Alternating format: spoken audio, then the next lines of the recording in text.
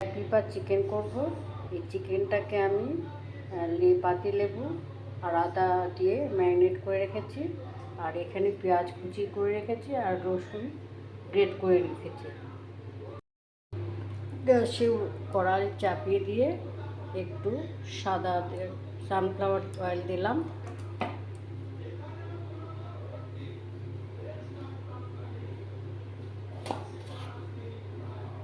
তেলটা গরম হয়ে গেছে, এতে আমি রসুন আর পেঁয়াজ দিয়ে দেব।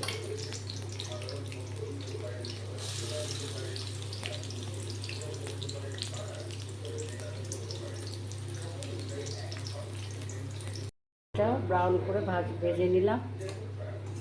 ভেজে নেওয়ার পরে এই চিকেনগুলোকে দিয়ে দেবেন এবার।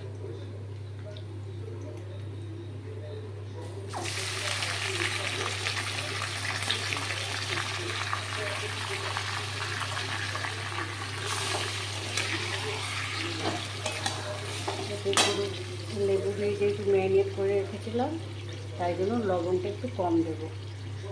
চিকেনটা সিদ্ধ হয়ে গেছে, এর মধ্যে আমি ব্ল্যাক পেপারটা অ্যাড করব।